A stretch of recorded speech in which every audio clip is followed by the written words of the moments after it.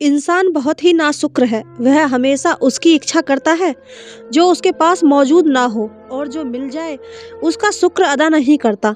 इंसान की नेचुरल आदत होती है, उसे हमेशा अच्छे से अच्छा चाहिए होता है, मगर देने वाला हमेशा तुम्हें वही देता है जो तुम्हारे लिए अच्छा होता है। एक बच्चा जितनी मर्जी जिद करके आग में गिरने की या जलती आग के पास जाने की जिद करता है, लेकिन उसकी माँ उसकी जिद पूरी नहीं करती, उसे रोक देती है, उसे डांट देती है। वैसे ही भगवान भी इंसान को बचा लेता है, मगर वह नहीं देता जो उसकी जिद हो और उसके लिए नुकसानदेह साबित हो। मगर इंसान तो इंसान है, वह एक चीज़ पर कहाँ खुश होता है। ऐसी ही एक कहानी मैं आप लोगों को सुनाने वाली हूँ। ये मेरी खुद से नाशुक्री की कहानी है, जिसकी सज़ा मैं आज भुगत रहा हूँ। वह एक पल का डर मुझे सुकून से जीने नहीं देता। मैं कभी भी खुलकर सांस नहीं ले पाया। मैं बहुत छोटा था जब मेरे पापा का इंतकाल हो गया था। मैं 4 बहनों का इकलौता भाई था। मेरी माँ सीधी सादी घरेलू औरत थी, बाहर की दुनिया से बिल्कुल अनजान थी। पापा के मरने के बाद घर की सारी जिम्मेदारी मेरे कंधों पर आ गई। मम्मी की सब उम्मीदें अपने इकलौते बेटे यानी मुझ पर ही लगी हुई थी। मजबूरन मुझे अपनी पढ़ाई को छोड़ना पड़ा, क्योंकि मुझे अब अपनी बहनों और मम्मी की ज़रूरतें पूरी करनी थी। मैं छोटी सी उम्र में काम करने लग गया था। मुश्किल समय था, मगर जो जख्म कच्ची उम्र में लगे थे उनके निशान पूरी ज़िंदगी साथ रहे। मेरे दिल में बेकार की नफ़रतें भरने लगी थी। मुझे हमेशा उस चीज़ से नफ़रत होती थी जो मेरे पास थी, और हमेशा उस चीज़ की तलब रहती थी जो मेरे पास नहीं थी। बचपन में कभी बच्चों को स्कूल जाते देखता तो हमेशा भगवान से शिकायत करता कि काश मेरे पापा को हमसे न छीनता, तो आज मैं भी अपना शौक़ पूरा कर लेता। वक्त है, गुजर तो वह वक्त ज़रूर जाता है। मैंने अपनी 4 बहनों की शादी कर दी, मगर मैंने खुद अब तक शादी नहीं की थी। मैं 32 साल का हुआ तो मम्मी ने कहना शुरू कर दिया कि शादी कर लो ताकि घर संभालने वाली आ जाए। मुझसे अब और काम नहीं होता। मुझे माँ की इस बात से हमेशा नफरत रहती थी, जिनको मेरी ज़रूरत बस अपनी ज़रूरत पूरी करने के लिए ही याद आती थी। कभी मेरा ख्याल नहीं किया कि मैं क्या चाहता हूँ। हमेशा मुझ पर अपने फैसले थोपती रहती थी। मम्मी मेरा रिश्ता तलाश करने लग गई। मैं हैंडसम तो था, मगर गरीबी और मजबूरी ने मुझसे मेरी खूबसूरती छीन ली थी। मम्मी मेरे लिए रिश्ता तो देख रही थी, मगर कभी से मैं किसी को पसंद आता था तो कभी मुझे कोई पसंद न आती। समय गुजरने के बाद मम्मी को एक लड़की पसंद आ ही गई। लड़की बहुत ज़्यादा खूबसूरत नहीं थी, मगर पढ़ी लिखी थी और दिखने में भी ठीक ठाक थी। इसके अलावा वह नौकरी करती थी। मुझे नहीं समझ आ रहा था कि उनकी क्या मजबूरियां थीं, जिन्होंने मेरे जैसे गरीब लड़के से अपनी बेटी की शादी कर दी। मगर मुझे उस लड़की से कभी भी कोई दिलचस्पी नहीं रही थी। शादी की तैयारियां जोरों शोरों से हो रही थी, और फिर वह दिन भी आ गया जब मेरी शादी होनी थी। मगर हमेशा की तरह शादी भी मेरी नापसंदीदा लड़की से तय कर दी गई थी। मैंने सोच लिया था कि मैं उसको कभी खुश नहीं रखूँगा, और ऐसा ही हुआ था। मेरा रवैया उसके साथ हमेशा बुरा ही रहा था।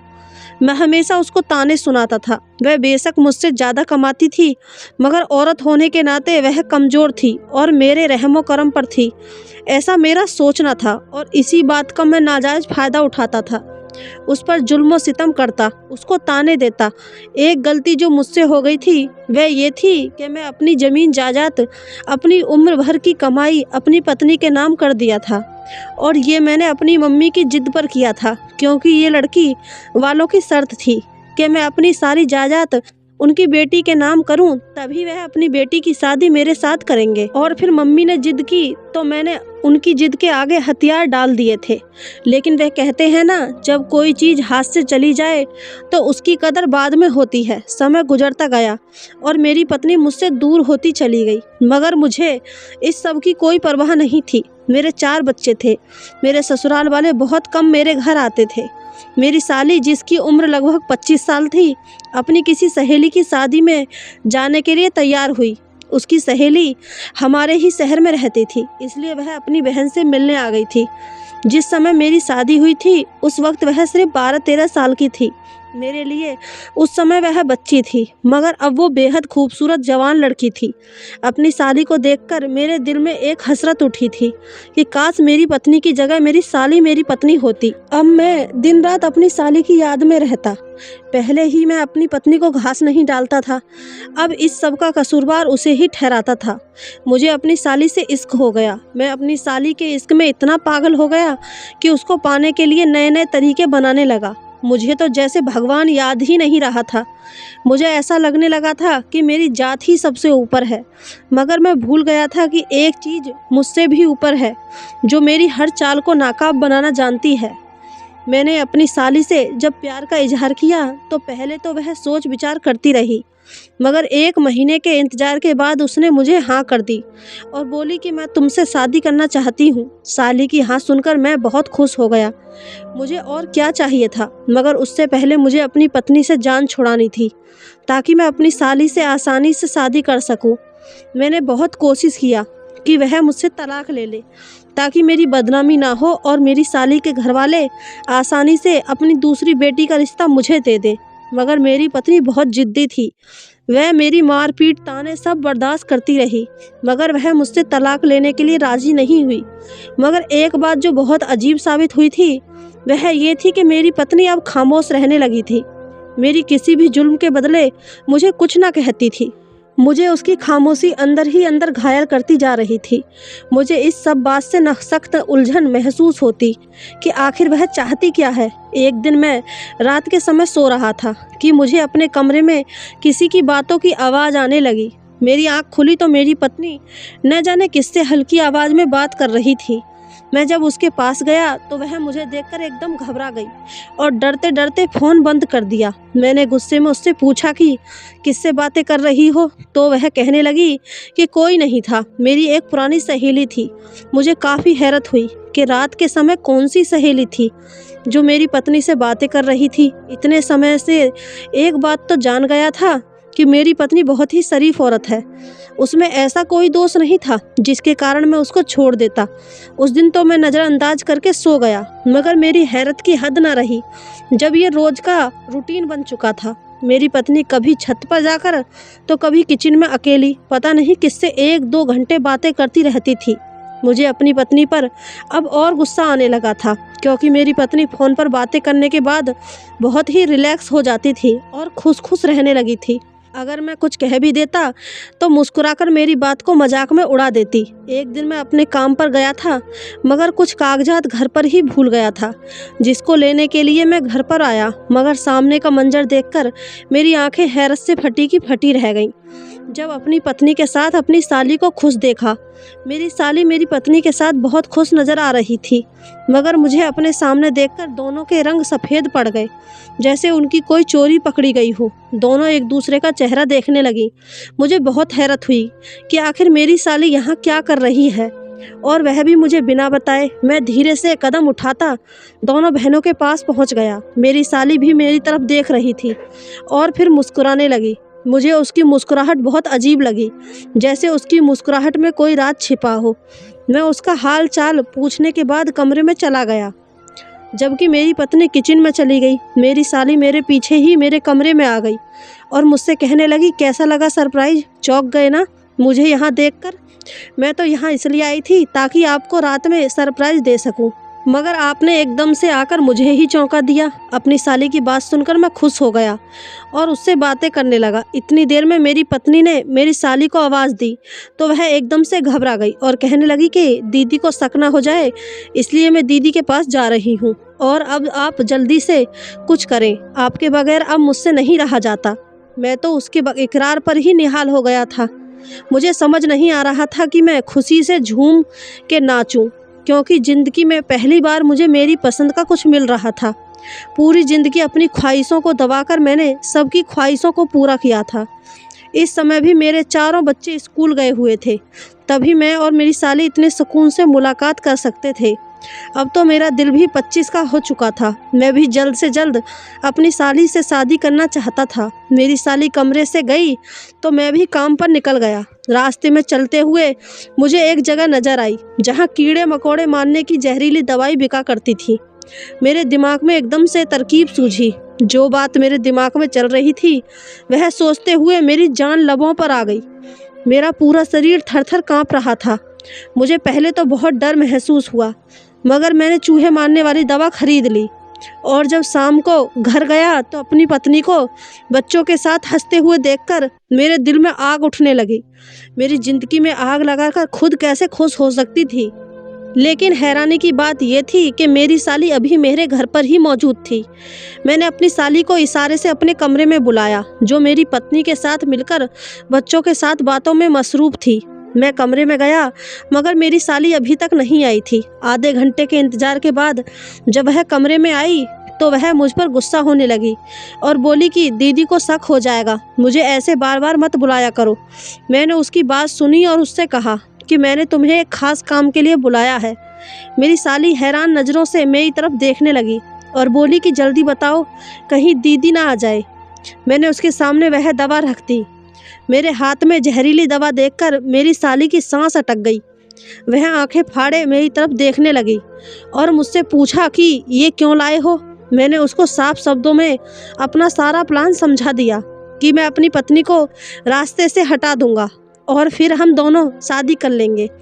मेरी साली भी मेरी तरह डर गई थी, मगर जब मैंने उसको हौसला दिया, उसे समझाया कि एक यही रास्ता है जिससे हम एक हो सकते हैं, तो मेरी साली कुछ देर सोच विचार करती रही और फिर दिल में मचलता हुआ सवाल पूछने लगी कि अगर किसी को खबर हो गई तो क्या होगा। मैंने उसको समझाया कि ये दवा मैं उसको खाने में डाल दूंगा और लोगों को लगेगा कि उसको फूड पॉइजनिंग हो गई है, जिसकी वजह से उसकी मौत हुई है। किसी को खबर तक नहीं होगी। मेरी साली भी मेरे इस जुर्म में हिस्सेदार बन गई। जब इंसान गुनाह करता है तो वह सब भूल जाता है कि हम सब पर नज़र रखने वाला एक भगवान भी है। अभी हम बात कर ही रहे थे जब कमरे के बाहर किसी के चलने की आवाज़ आई। मुझे एकदम से घबराहट होने लगी। तभी मैंने जल्दी से निकलकर बाहर देखा, मगर कमरे के बाहर कोई भी मौजूद नहीं था। मैं नज़रअंदाज करता वापस कमरे में आया और अपनी साली को रात के लिए तैयार करने लगा। उसे अपनी तरकीब समझाने लगा। जब सब बच्चे सो गए थे तब मैंने अपनी पत्नी और अपनी साली से बाहर जाकर कुछ खाने का बोला। मेरी पत्नी तो थकावट का कहकर मना कर रही थी, मगर मेरी साली की जिद करने पर वह मान गई। मेरी तो खुशी की कोई इम्तिहान आ रही। मैं अपनी पत्नी और साली को आइसक्रीम खिलाने के लिए ले गया। उसको गाड़ी में बैठने का बोल दिया और आइसक्रीम लेने गया और वापसी पर अपनी पत्नी की आइसक्रीम में वह दवा मिला दी। पत्नी ने जैसे ही वह आइसक्रीम खाना शुरू किया तो मैं जल्दी से गाड़ी घर के रास्ते पर डाल दी। मेरी पत्नी आइसक्रीम को मज़े ले लेकर खा रही थी, मगर जब तक हम घर पहुँचे तब तक मेरी पत्नी बेहोश पड़ी थी। मैंने जैसे ही उसको बाहर निकालना चाहा तो मेरे हाथ पैर फूल गए, क्योंकि मेरी पत्नी का शरीर ठंडा हो चुका था। जब मुझे लगा कि मेरा प्लान कामयाब हो गया है तो फिर मैं चीख मारकर रोने लगा, जिससे कि किसी को मुझ पर शक ना हो। मेरे बच्चे और मेरी माँ भी मेरी पत्नी के मरने पर रो रहे थे और मेरी साली भी अपनी बहन के मरने पर मगरमच्छ के आंसू बहा रही थी। जब मेरी पत्नी को नहलाकर कफन पहनाने की बारी आई तो मेरी साली ने कहा कि मैं अकेली ही अपनी बहन को नहलाऊंगी और उसे कफन पहनाऊंगी। उसकी हरकत पर सब लोग उसे अजीब नज़रों से देखने लगे। जब मैंने अपनी साली से पूछा कि तुम ऐसा क्यों कर रही हो, तो मेरी साली ने मुझे समझाया कि मैं ऐसा इसलिए कर रही हूँ क्योंकि दीदी का नीला पड़ता शरीर किसी को दिखना नहीं चाहिए, वरना लोगों को शक हो जाएगा। जब मेरी पत्नी को दफनाने के लिए लेकर चले तो मुझे हैरत का एक और झटका लगा कि सब लोगों ने मुझे मेरी पत्नी के साथ में जाने से मना कर दिया। कहने लगे, तुम यहीं रुको, तुम अपनी पत्नी को दफनाने के लिए नहीं जा सकते। जब मैंने वजह पूछी तो सब लोगों ने मुझे समझा दिया कि तुम बहुत ही कमज़ोर दिल के हो, अपनी बीवी को कब्र में उतरते देख नहीं सकते। मेरी तो जैसे 10 की 10 उंगलियां घी में थीं। किसी को मुझ पर जरा भी शक नहीं हुआ था। अब मैंने सोच लिया था कि पत्नी का 40 होते ही मम्मी से कहकर साली से शादी कर लूँगा, मगर जो फैसला कुदरत हमारे लिए तय करती है वह बिल्कुल अलग होता है। हम तो आने वाले वक्त के लिए पहले से ही बहुत कुछ सोच लेते हैं, मगर अंदर ही अंदर से मैं बहुत खुश तो था, मगर बच्चों को रोता देखा तो दिल में एक मुजरिम सा फील हुआ। मैं इतना खुददार हो गया था। मैं फिर भी उसे नज़रअंदाज कर रह गया। रिश्तेदार मुझे अफसोस करते हुए कहते हैं कि बच्चों के लिए तुम्हें परेशानी उठानी पड़ेगी। घर संभालोगे या बाहर के काम करोगे? तो मैं उनके सामने भी रोने बैठ जाता। लोग मुझे तरस भरी नज़रों से देख रहे थे और मैं भी मजलूम बन रहा था। 3 दिन के शोक के बाद सब अपने घरों को चले गए। तब मेरे दिमाग में जो बात आई तो मुझे खुद पर बहुत गुस्सा आने लगा। मुझे तीसरे दिन याद आया कि मैंने तो अपनी सारी जायदाद अपनी पत्नी के नाम कर रखी है और मरने के बाद कानूनन सारी जायदाद बच्चों को मिल जाएगी। बच्चे भी मेरे थे, मुझे कोई परेशानी तो नहीं थी, मगर फिर भी फ्यूचर में अगर मेरे बच्चों को इस बात की जानकारी हो जाती कि उनकी माँ को उनसे छीनने वाला कोई और नहीं बल्कि मैं था, तो यकीनन वह मुझे धक्के देकर घर से निकाल देते। अब मेरे सिर पर एक नई परेशानी आकर खड़ी हो गई थी। अब तो मेरी समझ से बाहर था कि मैं क्या करूं। 3 दिन गुजर चुके थे। अब मुझे जल्द से जल्द कुछ करना था। सारी रात मैं इस परेशानी से सो नहीं पाया। मेरी साली घर पर ही रह रही थी, मगर मुझे ये बात बताना मुनासिब न लगी और सारा दिन सोचने के बाद मैं एक नतीजे पर पहुंचा और फिर आधी रात को चुपके से पेपर्स पर पत्नी के अंगूठे का निशान लेने कब्रिस्तान गया। मैं खुद को एक बड़ी सी चादर में लपेटे हुए था ताकि मुझे कोई पहचान ना सके। मेरी खुशकिस्मती थी कि उस समय कब्रिस्तान में कोई नहीं था, वरना किसी को मुझ पर शक हो जाता। मैं जल्द से जल्द अपना काम ख़त्म करना चाहता था। जैसे ही कब्र खोदकर पत्नी का हाथ पकड़ा तो पाँव के नीचे से ज़मीन निकल गई, क्योंकि वह मेरी पत्नी का हाथ नहीं था। वो हाथ बहुत खौफनाक था। मैंने जैसे ही कफन हटाया मेरे तो रोंगटे खड़े हो गए थे, क्योंकि वहाँ बस एक ढांचा था, इसके अलावा कुछ भी नहीं था। मैं डर के मारे थर-थर काँप रहा था। मैंने जल्दी से कब्र को बंद कर दिया। मेरा पूरा शरीर पसीने में भीग चुका था। मेरे तो होश ही उड़ गए थे। मैंने ऐसा मंजर पहली बार अपने सामने देखा था। मेरा पूरा चेहरा पसीने से भीगा हुआ था। मैं उन्हीं कदमों पर वापस कब्रिस्तान से निकल आया। मेरे हाथ से जायदाद के कागजात गिर गए थे, मगर मुझे कुछ होश नहीं था। मैं जल्दी से घर पहुंचा तो मेरी साली न जाने किससे फ़ोन पर बातें कर रही थी। अचानक फ़ोन बंद करके मेरी तरफ देखने लगी। वह काफ़ी घबराई हुई लग रही थी। मैं उसके पास गया, उससे पूछा कि क्या हुआ है, तो वह कहने लगी, कुछ नहीं, बस मुझे डर लग रहा था। ऐसा लगा जैसे दीदी की आवाज़ हो। आप नहीं थे घर पर तो मैंने पापा को फ़ोन कर लिया। मैं उसकी कैफियत समझते हुए अपने कमरे में चला गया, मगर मैं गहरी सोच में गुम था। आखिर वह हाथ किसका हाथ था, क्योंकि वह हाथ मेरी पत्नी का तो बिल्कुल नहीं था। मैं डर की वजह से इस कदर घबराया हुआ था कि मुझे इस बात का अंदाज़ा ही नहीं रहा कि जायदाद के कागज़ मैं कहाँ गिरा आया हूँ। मैं अगली सुबह जल्दी से उठा और कब्रिस्तान के रास्ते पर निकल गया। मुझे बहुत हैरानी हुई, क्योंकि मेरी पत्नी की कब्र पर कोई आदमी खड़ा था जिसने अपने चारों तरफ चादर लपेटी हुई थी। मुझे हैरत का झटका लगा कि मेरी पत्नी की कब्र पर कौन हो सकता है। अभी मैं आगे बढ़ता कि मेरे पास एक औरत गुजरी जो बिल्कुल मेरी पत्नी जैसी थी। मैं उसे देखकर अपनी जगह पर जम गया था। मैंने जब चौंक कर देखा तो फिर वहाँ कोई भी नहीं था। ये मुझे अपना वहम लगा, तभी मैंने नज़रअंदाज कर दिया, लेकिन मेरे पैरों तले से ज़मीन निकल गई जब मैं अपने सामने अपनी पत्नी की कब्र पर 3-4 मर्दों को आते देखा। पता नहीं वह मर्द कौन थे। उनके चेहरे पर नकाब पड़े हुए थे। मैं कुछ देर बाद घर वापस चला आया। मैं काफ़ी परेशान था। मेरी साली मेरे पास आई और मुझसे मेरा हालचाल पूछने लगी। मैंने उसको जायदाद के कागजात से लेकर पत्नी की कब्र पर मर्दों के आने तक की सारी बातें बता दी। पहले तो वह हैरान हुई, मगर फिर तेज़ लहजे में कहने लगी, मैंने दीदी के होते हुए कुछ नहीं बताया, मगर हकीकत तो ये है कि दीदी न जाने कितने लड़कों से दोस्ती रखती थी। उनके तो न जाने कितने आशिक थे। मैं अपनी साली को हैरत से देखने लगा था। जो भी था, मगर वह अपनी सगी बहन के बारे में ऐसी बातें कैसे कर सकती है, जबकि मैं जानता था कि ऐसा कुछ नहीं है। मेरी पत्नी बहुत ही शरीफ औरत थी। मुझे उस पर अपनी साली से पता नहीं क्यों नफरत महसूस हुई। इंसान खुद जितनी मर्जी गलतियां और पाप कर ले, मगर दूसरों की गलतियों पर जल्द ही बदगुमान हो जाता है। मेरे साथ भी कुछ ऐसा ही हुआ था। खुद इतना बड़ा गुनाह करने के बाद भी मुझे बस अपनी साल ही अब गलत नज़र आने लगी थी। मैं तो 4 दिन से ही पागल सा होकर रह गया था। मुझे घर में भी हर तरफ बस अपनी पत्नी ही नज़र आती। रातों में डरकर उठकर बैठ जाता। एक दिन मेरी बेटी मेरे पास आई और कहने लगी, पापा मम्मी कहाँ चली गई है, मुझे उनकी बहुत याद आती है। मौसी तो ठीक से नाश्ता भी नहीं देती और मुझसे घर के सारे काम करवाती है। अपनी बेटी के मुंह से ये बात सुनकर मेरे माथे पर पसीना आना शुरू हो गया। मैंने अपनी साली को आवाज़ दी। जैसे ही वह कमरे में आई, मैंने उसको गुस्से से पूछना शुरू कर दिया कि तुम मेरे बच्चों पर जुल्म क्यों करती हो। तो वह कहने लगी, क्योंकि जहाँ तुम्हारी पत्नी मुझे बर्दाश्त नहीं करती थी, वहाँ ये भी मुझे बर्दाश्त नहीं है। मैं तो अपनी साली की बात पर हैरान रह गया था। मैं जिससे मोहब्बत करता था, मैंने जिसको पाने के लिए अपनी पत्नी को रास्ते से हटा दिया था, वह लड़की मेरे बच्चों को भी घर में बर्दाश्त नहीं कर रही थी। मेरी आंखों के सामने एकदम मेरी पत्नी का चेहरा घूम गया, जब मेरी पत्नी बच्चों की खातिर रात रात भर जागती रहती थी और सुबह उठते ही मेरे सारे काम करती थी।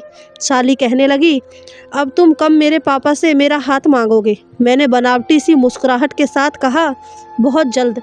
लेकिन मैं दिल से मुस्कुरा ना सका था। मुझे खुद पर हैरत थी कि मैं तो अपनी साली से मोहब्बत का दावा करता था, मगर अब मुझे क्या हो गया था। समय गुजरता गया और घर का माहौल खराब होता चला जा रहा था। मुझे हर जगह अपनी पत्नी नज़र आती। मुझे बहुत अजीब लगता था। अब तो हर समय मेरा सर में दर्द रहने लगा था। मुझे ऐसा महसूस होता है कि जैसे मेरी पत्नी मेरे आसपास घूम रही है। इस पर मेरी साली का बदलता मिजाज मेरी समझ से बाहर था। एक दिन मैं रात के समय घर आया तो पानी पीने के लिए सीधा किचन में जाने लगा, मगर रास्ते में मेरी साली के कमरे से बातों की आवाज़ आ रही थी, जैसे वह किसी से बातें कर रही हो। मैं जैसे ही कमरे का दरवाज़ा खोला तो वह अकेली ही खुद से बातें कर रही थी। मुझे उसकी दिमागी हालत पर शक हुआ। मैंने अपनी साली से पूछा कि तुम किससे बातें कर रही हो। तो वह कहने लगी, मैं किससे बातें कर रही हूँ, मैं तो यहाँ अकेली हूँ, मैं किससे क्यों बात करूँगी। इतना कहते ही वह कमरे से बाहर चली गई। मुझे कमरे में अजीब सी हलचल महसूस हो रही थी, मगर मैंने नज़रअंदाज किया और बाहर चला गया। किचन से पानी पिया तो ऐसा महसूस हुआ जैसे किचन के दरवाजे पर कोई खड़ा है। मैंने जैसे ही मुड़कर देखा, मुझे वहाँ एक साया सा महसूस हुआ। मैं जल्दी से किचन के दरवाजे पर गया, मगर वहाँ कोई नहीं था। मुझे बहुत डर महसूस होने लगा तो मैं सीधा अपनी माँ के कमरे में चला गया। मैं उनकी गोद में सर रखकर फूट फूट कर रोने लगा।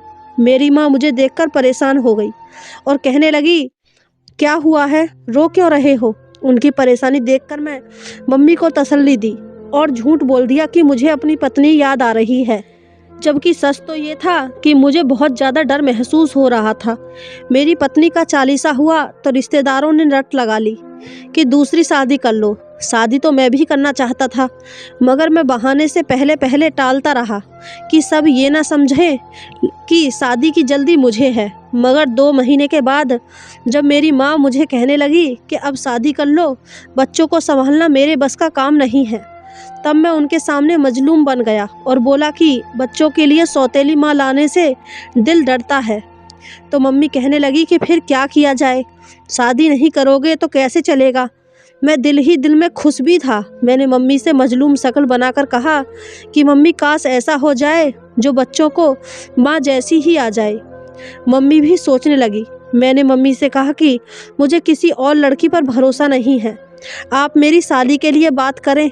तो मम्मी हैरानगी से मुझे देखने लगी। मैंने मम्मी से कहा कि मम्मी, एक वही है जो बच्चों का अच्छे से ख्याल रख सकती है। मेरी माँ पहले तो सोचती रही, फिर बोली कि पता नहीं वह बच्ची मानेगी या नहीं। बेटा, तू उम्र में बहुत बड़ा है। मैंने अपनी मम्मी से कहा कि माँ, वह मान जाएगी, क्योंकि उसमें मैंने अपनी पत्नी की झलक देखी है। वह बच्चों से बहुत मोहब्बत करती है, वह इस घर को आबाद कर देगी। माँ मेरी जिद पर मान गई और अगले दिन ही साली का रिश्ता लेने उसके घर चली गई। मुझे बेसब्री से इंतज़ार था। वैसे भी जब से साली मेरी पत्नी का 40 करवाकर अपने घर गई थी, मुझे उसकी बहुत याद सताने लगी थी। मैंने मम्मी को तो राजी करके अपने ससुराल भेज दिया, मगर एक नया टेंशन मुझे सताने लगा। क्या मेरे ससुर मान जाएंगे? मगर मुझे ज़्यादा इंतज़ार नहीं करना पड़ा। मम्मी जल्दी ही घर लौट आई, मगर वह बहुत चुपचाप सी थी और मुझे अजीब नज़रों से देखने लगी। मुझे शक हुआ तो मैंने मम्मी से पूछा कि सब ठीक तो है, आप इतना चुप क्यों हैं? मम्मी ने कहा कि नहीं, ऐसी कोई बात नहीं है। मैं उदास नहीं हूँ, बल्कि खुश हूँ कि बच्चों को उनकी माँ मिल जाएगी। फिर से मैं मम्मी की बात पर खुश हो गया। शादी की तैयारियां जोर शोर से होने लगी। मैं खुशी खुशी हर काम में हिस्सा ले रहा था, मगर उस दिन के बाद से मम्मी का रवैया काफ़ी बदला बदला सा था। मगर मैं जैसे हर चीज़ को ही भुला दिया था और फिर वह दिन भी आ गया जब हमारी शादी होनी थी। मेरी बेसब्री उफान ले रही थी। आखिरकार मेरी पसंद मुझे मिलने जा रही थी। शादी से कुछ देर पहले एक औरत आई जिसने घूंघट निकाला हुआ था। मेरे पास आई और एक कमरे की तरफ इशारा करने लगी और मेरे हाथ में एक पर्चा पकड़ाकर जल्दी से चली गई। मैंने जैसे ही वह पर्ची खोला, उसमें लिखा था, मैं तुम्हारा उस कमरे में इंतज़ार कर रही हूँ। मैं शादी से पहले तुमसे कुछ बात करना चाहती हूँ, जल्दी आओ। इससे पहले कि शादी के लिए बुलावा आ जाए, पहले तो मुझे हैरानगी हुई। इतना तो मैं समझ गया था कि ये मेरी होने वाली पत्नी है, मगर ऐसी क्या बात करनी थी जो शादी के बाद नहीं हो सकती थी। मगर मैं पैर झटकता उससे मिलने चला गया। कमरे का दरवाज़ा खोलते ही मेरे सामने दुल्हन के जोड़े में एक औरत खड़ी थी। उसने अपने चेहरे पर घूंघट डाल रखा था। मैं मुस्कुराकर उसके पास गया, अपनी होने वाली पत्नी से बोला कि क्या हुआ, अब क्या मेरा इंतज़ार भी नहीं कर सकती थी। वह ना में सिर हिलाने लगी। मुझे हैरत हुई कि मेरी साली कुछ बोल नहीं रही। मैंने उससे कहा, अच्छा चलो जल्दी बताओ क्या कहना था। तब वो एकदम से मेरी तरफ मुड़ी थी, मगर सामने खड़ी लड़की को देखकर मुझे लगा कि मैं दूसरा सांस नहीं ले पाऊंगा, क्योंकि वह कोई और नहीं बल्कि मेरी पत्नी थी। मेरी आंखें फटी की फटी रह गईं। अपनी पत्नी को देखकर मुझे अपनी आंखों पर विश्वास नहीं हो रहा था। मेरी पत्नी कहने लगी, क्या हुआ? क्या बहुत तेज झटका लगा? क्या सोच रहे हो? यही ना कि तुमने तो मुझे मार दिया था, फिर मैं यहाँ कैसे आई? अपनी पत्नी की बात सुनकर मैं बौखला गया और कहने लगा कि तुम तो मर चुकी हो। ये तुम नहीं हो, ये मेरा वहम है। तुम बार बार मुझे तंग करने के लिए क्यों आती हो? मेरा पीछा छोड़ दो। मेरी पत्नी कहने लगी, ठीक है, मैं छोड़ दूंगी तुम्हारा पीछा, बस मुझे इतना बता दो कि तुमने मुझे मारा क्यों। मैंने लंबा सांस लिया। मेरा दिल बहुत ज़ोर से धड़कने लगा था। मैंने उसको बस इतना कहा कि बचपन से लेकर अब तक मेरी पसंद से कुछ नहीं हुआ था। मुझे अपनी हर ख्वाहिश माननी पड़ी थी। ऊपर से तुम्हारा वजूद मेरे लिए एक नापसंदीदा वजूद था। मैं तुमसे हमेशा से नफरत करता था। मेरे दिल में तुम्हारे लिए कभी कोई जगह नहीं बन सकी थी, मगर अब मैं तुम्हारे साथ नहीं रह सकता था। मैं तुम पर बहुत जुल्म किया था कि तुम मेरी ज़िंदगी से खुद चली जाओ। मैं एक गलती कर बैठा था कि मम्मी के जिद पर तमाम जायदाद तुम्हारे नाम कर चुका था। अगर तुम खुद तलाक ले लेती तो सारी जायदाद आज मेरे पास वापस आ जाती, मगर ना तुमने तलाक लिया और ना ही मेरी जायदाद मेरे पास वापस आई। इस पर मुझे तुम्हारी बहन से मोहब्बत हो गई, क्योंकि वह बहुत ही सुंदर थी। मैंने उससे शादी करने का फैसला किया। वह भी मुझसे मोहब्बत करती थी। तभी मैंने तुम्हें रास्ते से हटाने की साजिश की, जिसमें तुम्हारी बहन ने मेरा साथ दिया, और फिर हम दोनों ने मिलकर तुम्हें रास्ते से हटा दिया। अब भगवान के लिए मेरी जान छोड़ दो। मैं अपनी ज़िंदगी सुकून से अपनी मर्जी के साथ गुजारना चाहता हूँ। मेरा अभी इतना ही कहना था कि दरवाज़ा खोलने की आवाज़ पर मैं पीछा मुड़ा तो पुलिस हाथ में हथकड़ियाँ लिए हुए खड़ी थी। मैं एकदम से चौंक गया। मैं जब वापस संभल कर देखा तो मेरी पत्नी भी वहाँ पर खड़ी मुस्कुरा रही थी। पुलिस के पीछे से मेरी साली बाहर आई और ज़ोर ज़ोर से कहने लगी कि तुम्हें क्या लगा था कि मैं अपनी सगी बहन को, जिससे मुझे माँ बनकर पाला, उसे मारकर तुम्हारे साथ शादी कर सकती हूँ? ऐसा कैसे मुमकिन था? जिस दिन तुमने ये साजिश शुरू की और जिस दिन तुमने मुझे शादी का पैगाम भेजा, उसी रोज़ से मैंने दीदी को सब बता दिया था। मैंने उनसे कोई बात नहीं छुपाई थी। दीदी ने मुझे ये सब नाटक करने के लिए कहा था ताकि वह तुम्हारी असलियत जान सके, मगर तुमने क्या किया? उन्हें मारने की कोशिश की।